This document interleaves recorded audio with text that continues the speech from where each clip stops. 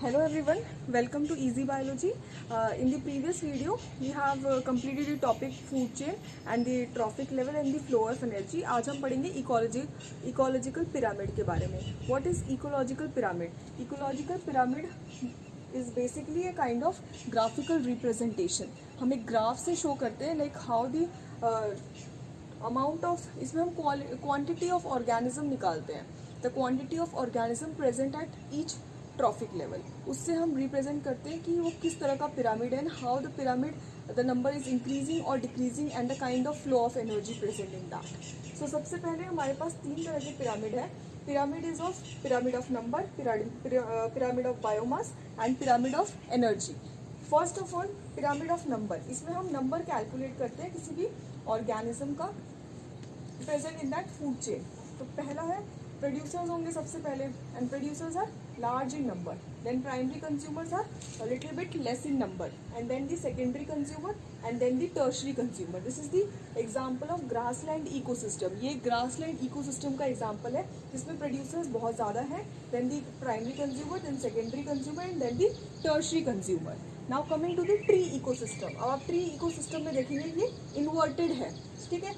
इस तरह का जो पिरामिड आपको दिखेगा this is called upright pyramid.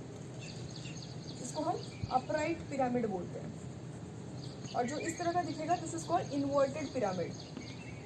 Inverted means उल्टा जो होता है.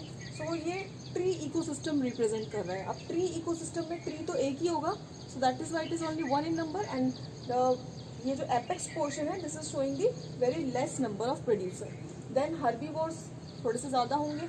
देन पैरासाइट और हाइपर पैरासाइट, यानी ट्री पे रहने वाले जो छोटे मोटे जानवर होंगे, छोटे मोटे जो एनिमल्स होंगे, that is the hyper parasite and parasite. उनका नंबर ज़्यादा होगा. वो बर्ड्स हो सकते हैं, ठीक है, बर्ड्स वगैरह हो गए, दूसरे कोई एव्स वगैरह की स्पीशीज़ हो गई, दैट इज़ लिविंग, तो that is their number is more as compare to the number of herbivores. So that's why the number of pyramid of number is inverted in tree ecosystem.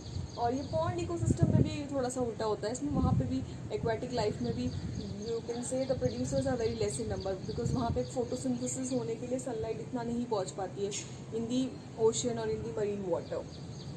Now coming to the pyramid of biomass.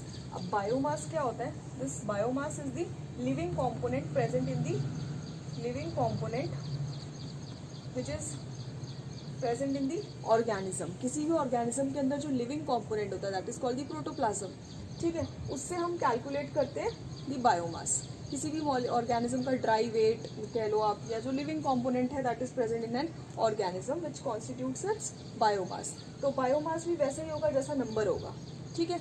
अगर number ज़्यादा है तो biomass भी ज़्यादा होगा, ठीक है. अगर नंबर कम है तो बायोमास कम मिलेगा, ऑब्वियस सी बात है. सो ये भी ग्रासलैंड इकोसिस्टम में इसका जो पिरामिड है it is upright, and pond ecosystem में it is inverted. Now coming to the pyramid of energy. अब energy I have told you in the concept of flow of energy. Energy जो होती है हमेशा यूनिडायरेक्शनल होती है. ये कभी भी मतलब इन्वर्टेड नहीं हो सकती है, ठीक है. इसमें जो एनर्जी होगी वो भी अपराइट ही होगी, ठीक है, क्योंकि एनर्जी हमेशा प्रोड्यूसर से ही स्टार्ट होगी. बिकॉज प्रोड्यूसर से एनर्जी स्टार्ट होकर फिर कंज्यूमर, फिर primary consumer, then secondary consumer and then the tertiary consumers पे जाएंगे. तो एनर्जी का जो पिरामिड होता है इट इज़ ऑलवेज अपराइट. ये कभी भी इन्वर्टेड नहीं हो सकता, because the flow of energy is unidirectional. जो एनर्जी एक बार सेकेंडरी कंज्यूमर्स के पास चली गई वो दोबारा से प्राइमरी कंज्यूमर्स के पास नहीं आ सकती, और जो एक बार प्राइमरी कंज्यूमर्स के पास एनर्जी चली गई वो दोबारा प्रोड्यूसर्स के पास नहीं आ सकती. This is called the concept of energy. So energy can neither be created nor be destroyed. इसलिए जो एनर्जी का पिरामिड होता है it is always and always upright. Okay, अब हम पढ़ेंगे लाइक हाउ द एनवायरमेंट और how the human activities are affecting the environment. These are two activities जो हम इस चैप्टर में पढ़ेंगे. First is the ozone depletion and second is how we are managing the solid waste disposal. अब सबसे पहले हम ओजोन डिप्लीशन की बात करते हैं. ओजोन क्या है?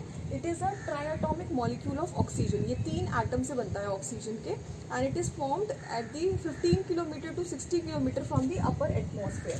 This is the earth. तो अर्थ के जो एटमॉस्फेयर की लेयर है उसमें एक स्ट्रेटोस्फेयर एक लेयर है, वहाँ पे ओजोन लेयर बनती है. स्ट्रेटोस्फेयर में ozone layer is form that is up to 15 to 60 kilometre from the earth surface. अब 50 to 60 किलोमीटर की अर्थ सरफेस पे स्ट्रेटोस्फेयर में जहाँ पे ओजोन फॉर्म होती है वो किस तरह से फॉर्म होगी। ओजोन क्या होता है, ऑक्सीजन के जो मॉलिक्यूल्स होते हैं in the presence of ultraviolet radiation it breaks into 2 molecule and then each of the molecule then combines with the oxygen atom and it forms the ozone. Ozone अगर earth की surface पे है then it is very harmful, but upper atmosphere में है so it is good for us because ozone layer का काम क्या है, it absorbs all the ultraviolet radiations जो हमारे लिए हार्मफुल है, because that layer can cause harmful effect on our health, like इससे कैटरेक्ट हो सकता है हमें, it can damage our immune system है, it can also lead to skin cancer also, और प्लांट्स के लिए भी हार्मफुल है ये। सो ओजोन डिप्लीशन का अब ये डिप्लीट कैसे हो रही है, हम यहाँ पे डिप्लीशन की बात कर रहे हैं। अब ये डिप्लीट किससे हो रही है, क्लोरोफ्लोरोकार्बन से। क्लोरोफ्लोरोकार्बन हम कहाँ पे यूज़ कर रहे हैं, आजकल हम रेफ्रिजरेटर्स और एसीज और जितने भी फायर एक्सटिंग्विशर्स आ रहे हैं वहाँ पे क्लोरोफ्लोरोकार्बन यूज़ कर रहे हैं। अब इसके बहुत ज़्यादा यूज़ करने से क्या हो रहा है, फोटोसिंथेसिस का रेट कम हो रहा है, there is a decline in photosynthesis and there is due to decline in photosynthesis rate plants खाना नहीं बना पा रहे हैं, number of plants are also less on the earth now, और इसकी वजह से इम्यून सिस्टम डैमेज हो रहा है and there is a increase in the CO2 that is the carbon dioxide के कॉन्सेंट्रेशन में भी बहुत ज़्यादा इंक्रीज हो रहा है। UV radiation from the sun would reach to the earth and धीरे धीरे क्या होगा, it would lead to the end of the earth. So due to this there is increase in the global warming. Due to increase in the CO2, there is increase in the global warming. अब global warming क्या होती है, global warming क्या होती है, इसका concept समझने के लिए सबसे पहले हमें ये पता करना होगा what is the greenhouse gas. What is the greenhouse gases? There are many gases in our atmosphere. जो सन है हमारा, सन क्या करता है, 100% रेडिएशन हमें देता है अपना, लेकिन उसका सिर्फ 48% जो है अर्थ तक आती है, बाकी जो 52% है वो रेडिएट हो जाती है इधर उधर दूसरे एटमॉस्फेयर के लेयर में। जो 48% रेडिएशन अर्थ के ऊपर आती है उसमें से 1% जो है प्लांट्स यूज़ करते हैं, बाकी रेडिएशन एटमॉस्फेयर में ही रहती है, ठीक है, and that causes the green house flux. Okay, इसको हम बोलते हैं ग्रीन हाउस फ्लक्स। वहाँ पे कुछ इंफ्रारेड रेडिएशंस प्रेजेंट होती हैं which radiates back that rays into the atmosphere and that is called greenhouse flux. जब greenhouse flux बहुत ज़्यादा बढ़ने लग जाता है and it is that atmosphere is not able to ये जो flux है this is very important, okay, important from the point of view that is why the life is possible on the earth. अगर ये green house flux नहीं होता तो earth का temperature -20 degree होता and life should not be possible there, ठीक है। इसी की वजह से जो टेम्परेचर है अर्थ का 15 डिग्री 20 डिग्री मेंटेन होता है। सो अगर इसका टेम्परेचर बहुत ज़्यादा बढ़ गया तो धीरे धीरे क्या होगा, ये एटमॉस्फेयर की लेयर खत्म होने लग सकती है। सो इसकी वजह से ग्लोबल वार्मिंग बढ़ता है due to increase in the greenhouse gases. कुछ गैसेस एटमॉस्फेयर में जो प्रेजेंट है, CO2, methane gas, nitrogen, sulphur, ये सब जो गैसेस प्रेजेंट है एटमॉस्फेयर में, ये जो ग्रीन हाउस फ्लक्स है उससे जो रेज निकल रही है उन रेडिएशंस को एमिट नहीं होने देता और वो एटमॉस्फेयर में ही रह जाती हैं।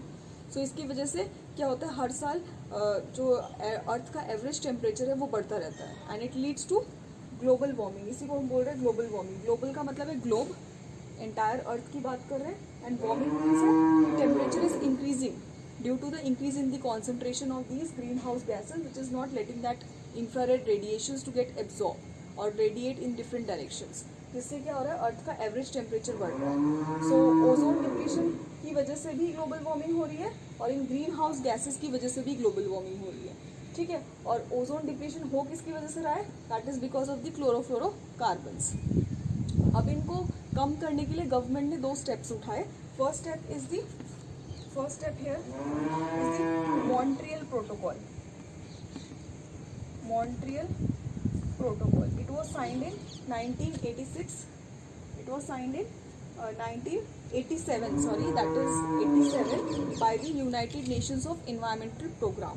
और इसमें क्या हुआ था, बहुत सारे नेशंस ने they take a pledge to decrease the use of these chlorofluorocarbons. Okay, second was the Helsinki declaration.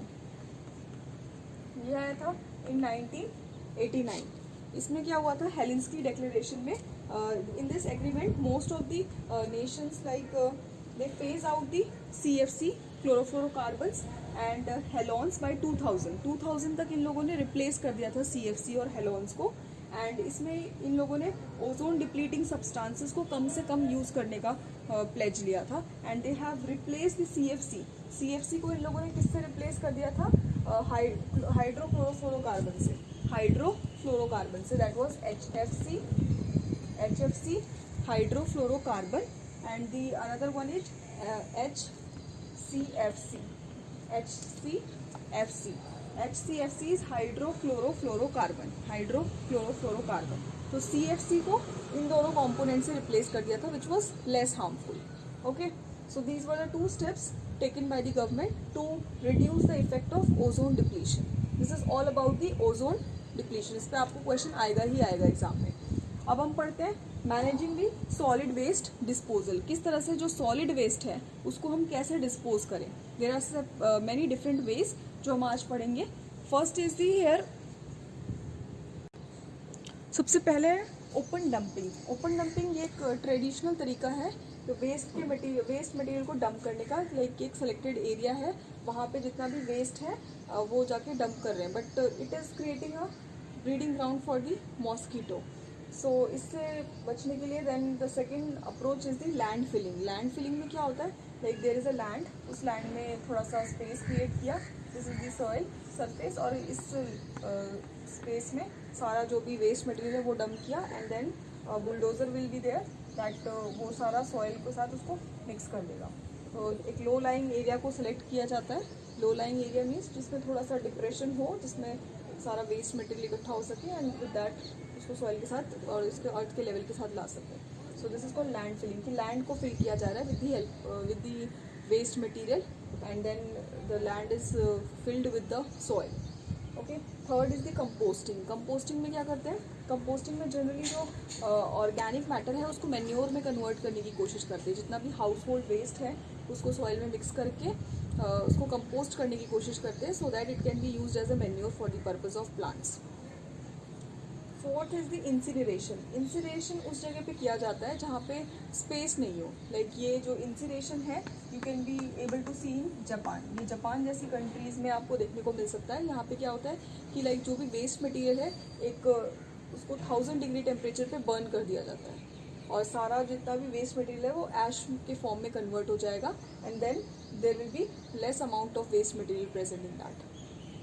Fifth is the recycling. Recycling में क्या है कि दोबारा हम उन चीज़ों को यूज़ कर सकते हैं अलग अलग तरह से, अलग अलग फॉर्म में. ओके, लाइक रिसाइकलिंग में वी कैन से हम प्लास्टिक को रिसाइकल कर सकते हैं because it is non biodegradable. उसको किसी और फॉर्म में चेंज करके दोबारा से उसको यूज़ करें, दैट इज़ रिसाइकलिंग. रीयूज़ में हम जो एनवेलप्स वगैरह होते हैं उनको फेंकने के बजाय दोबारा से यूज़ कर सकते हैं. बॉटल्स वगैरह हो गए उनको आप यूज़ कर सकते हैं. जो इस तरह की बॉटल्स है विच कांट बी डिस्पोज्ड, सो उसको हम दोबारा से अपने कामों में यूज़ कर सकते हैं. So these are certain ways of managing the solid waste disposal. Sewage treatment भी इसमें एक वेस्ट है, सॉलिड वेस्ट डिस्पोजल में ही हम पढ़ते हैं उसको भी. Like whatever the sewage that is getting from our home into the drains और into the river, before discharging it into the river it needs to be treated with the chlorine water so that the river pollution से हम बचा सकें उसको. So that is also a kind of solid waste disposal method. Now अब हम पढ़ेंगे किस तरह से हम अपने environment को save कर सकते हैं. How we can save our environment from all these human activities. So how we can reduce. Here is how we can reduce the waste at the individual level. हम एक इंडिविजुअल के level पे किस तरह से वेस्ट डिस्पोजल को कम कर सकते हैं और वेस्ट को कम कर सकते हैं क्रिएट होने से. सो एनसीईआरटी में there are given 5 Rs. First is reduce, reuse, recycle, refuse and repurpose. कि आप दोबारा से like there are certain materials like जो चीनी मिट्टी के बर्तन आते हैं, आप जो कप्स या हैंडल्स जिनके टूट चुके होते हैं कप्स के, आप उसको दोबारा से यूज़ कर सकते हैं. So this is the repurpose and the refuse. So reduce, recycle, reuse ये आप सब लोग जानते ही होंगे. सो यहाँ पे है सब steps like you can use paper, cloth और जूट बैग वाइल शॉपिंग. जैसे हम शॉपिंग करने जाते हैं उस टाइम पे हम पेपर या क्लोथ बैग यूज़ कर सकते हैं instead of taking plastics. So buy the reusable और रिसाइक्लेबल आइटम्स, रिसाइक्लेबल और रीयूजेबल आइटम ही सिर्फ खरीदे, and shop for the environment friendly items. So use the biodegradable waste to prepare compost, जो भी आपके घर में लाइक कोई भी कंपोनेंट है, किचन वेस्ट है, वेजिटेबल पील्स है, use that waste to prepare compost for to prepare manure. Okay, so इसको हम एक एग्जांपल से पढ़ते हैं, समझते हैं। लाइक पहले क्या होता था इन दी अर्लियर टाइम्स, जो ट्रेन में पैसेंजर ट्रेन्स वगैरह जो होती थी उसमें प्लास्टिक कप्स में चाय दी जाती थी, ओके, टू द कस्टमर्स, और उनको वो रिटर्न करना होता था दोबारा से वेंडर को। So it becomes literally hygienic थोड़ा सा नहीं था। सो प्लास्टिक कप्स को रिप्लेस किया गया कुल्हड़ से, एंड कुल्हड़ was made with the help of soil. ये सॉइल से बनता था, मिट्टी से बनता था। सो क्या हुआ, जब कुल्हड़ बनाने स्टार्ट किए तो देखा कि भाई फर्टाइल सॉइल जो है वो काफ़ी ज़्यादा ख़त्म हो गई है अर्थ की सरफेस से, तो कुल्हड़ को रिप्लेस किया गया डिस्पोजेबल पेपर कप से। सो नाउ अगर आप ट्रेन में जाएंगे तो आप देखेंगे कि वहाँ पे डिस्पोजेबल पेपर कप्स में चाय दी जाती है, and these disposable paper cups are easily you can say destroy हो जाता है और सॉइल में मिक्स भी हो जाता है। इसको बर्न करने पे भी कोई वेस्ट मटेरियल जनरेट नहीं होता, एंड इट इज़ डिकम्पोजेबल और यू कैन से बायोडिग्रेडेबल। सो बहुत ज़्यादा पोल्यूशन भी क्रिएट नहीं हो रहा है, एंड वेस्ट मटेरियल भी जनरेट नहीं हो रहा। So this is an example that how people switch over the things, keeping in the mind about the environment and managing the disposable waste disposal method. So I have almost completed this chapter. Now we will discuss some questions which have been asked in your previous year examination from this chapter. So here are the few questions. First question is why are some substances are biodegradable and some are non-biodegradable? So as I have already told you, biodegradable जो substances होते हैं they have certain enzymes जो वो microbes और certain bacteria you can say are able to decompose that biodegradable substances, और non biodegradable substances को decompose करने के लिए enzymes और microbes present नहीं है। So explain. Second question is explain the flow of energy. Energy के flow को explain करना है with the help of food chain. I hope this you will be able to answer. Third is the what is an ecosystem and its two components. दो component है उसके, biotic and abiotic. So we do not clean ponds और lake. Lake और pond को हम clean नहीं करते, but an aquarium needs to be cleaned regularly. Explain. अब pond और lake काफ़ी बड़े होते हैं, ठीक है, लेकिन पॉन्ड और लेक में there are natural cleansing agents are present, like decomposers are always there in pond और लेक। बट जो मैन मेड एक्वेरियम बनाते हैं, जो एक आर्टिफिशियल इकोसिस्टम है, उसमें हमारे पास कोई फंजाई और बैक्टीरिया नहीं होता है। So that's why we need to clean regularly. So why are the bacteria and fungi called decomposers? Because they are able to decompose the organic matter into ammonia. Ammonia present होता है, ammonia को वो nitrate में convert करते हैं, nitrate से nitrite में, and plant is able to use that. And they are called putrefying bacteria. So the decomposers, bacteria and fungi are able to decompose the organic matter. List any two advantages of decomposers. अब इसमें आ गए significance of decomposers. Like decomposers are environment friendly and they are cleansing agent and they are able to cycle the nutrients present in the environment. Sixth question is what are the 3 R's? जो 3 R's अभी आपको बताया, reduce, reuse and refuse. Seventh is state one advantage of using disposable paper cup over disposable plastic cup. I have just explained you like advantage क्या है disposable paper cups का. It is not harming the environment, not creating any pollution, and is able to decompose in the environment. It is a biodegradable and environment friendly. So this is all about the chapter our environment. So if you like my video, please subscribe it, share it, and if you have any doubt you can ask in the comment box, and if you like it please share it. Thank you for watching.